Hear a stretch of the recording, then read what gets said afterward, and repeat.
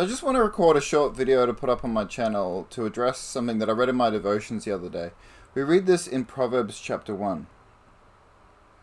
For the turning away of the simple shall slay them, and the prosperity of fools shall destroy them.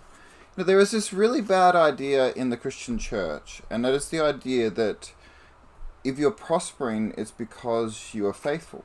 Or to put it another way, the faithful prosper.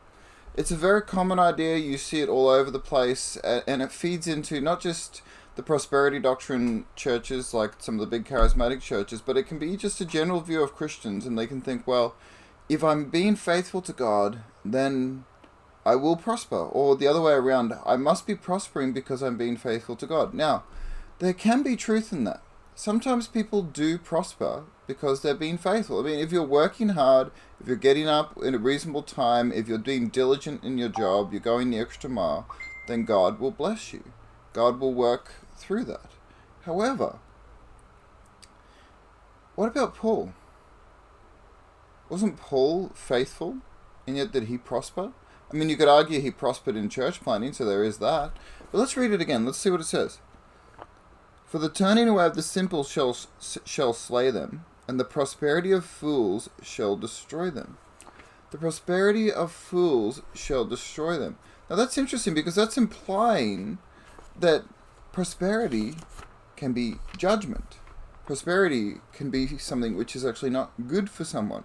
We read this in Psalm 73. Truly God is good to Israel, even to such as are clean of heart. But as for me, my feet were almost gone, my steps had well nigh slipped. For I was envious at the foolish when I saw the prosperity of the wicked. For I was envious at the foolish when I saw the prosperity of the wicked. Notice this? We tend to think of those who prosper as those who are righteous, those who are noble, those who are good. But the scriptures tell us over and over and over again that the foolish prosper, the wicked prosper. I was envious of the foolish when I saw the prosperity of the wicked.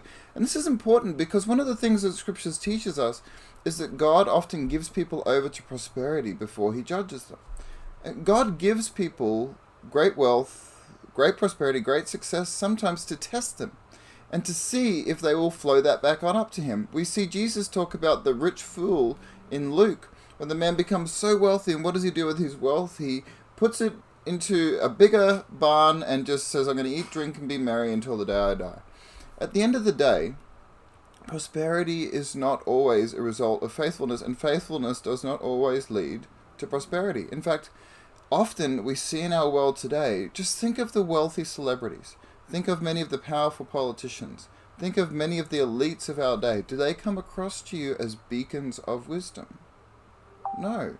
In fact, you could argue that in a time of great moral decline in a society, it's actually quite dangerous to be among the most prosperous. It's actually quite dangerous to be among those who have the most, because it's not necessarily because you're good. I mean, what does the devil do with Jesus in the beginning of his ministry?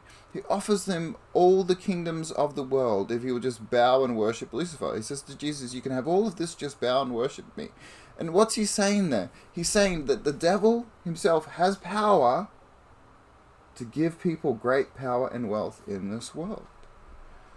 So power and wealth cannot be always a result of faithfulness, and sometimes God gives the wicked over to great wealth. I mean, how many people have known that really wealthy, really successful person who doesn't want to listen to what anyone says because they've made it? They are successful. They know what wealth is. So this is a very important principle. Don't confuse prosperity with the fruits of faithfulness. You know, in Hebrews 11 we read that some of the faithful were given to the sword or sawn in half, and many other things, terrible things. Sometimes prosperity is a result of you being faithful and God is rewarding you. And sometimes for some people, prosperity is a result of God testing. And even for those who are being faithful, when God gives us wealth, he is testing us. And he wants to see that we use it for his purposes and for good things. Do we invest in our family? Do we invest in our children and in our grandchildren? Do we plant seeds for the future? Do we give to the poor and needy? Do we give to our church? Do we give to noble causes? Do we use it for things that God would have us use it for? So let me encourage you to remember what Asaph says in Psalm 73.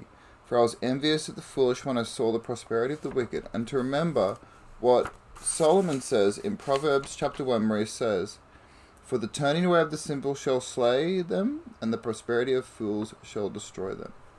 You know, if money were the main thing in life, then wisdom wouldn't be better than gold or silver, would it? But wisdom is better than gold or silver, because sometimes God's gift for faithfulness is just giving the knowledge that comes with that, of why it's better to follow God.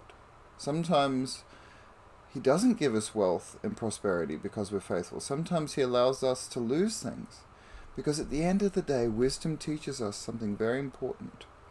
It's better to have God than anything else. Bless you, and I'll catch you later.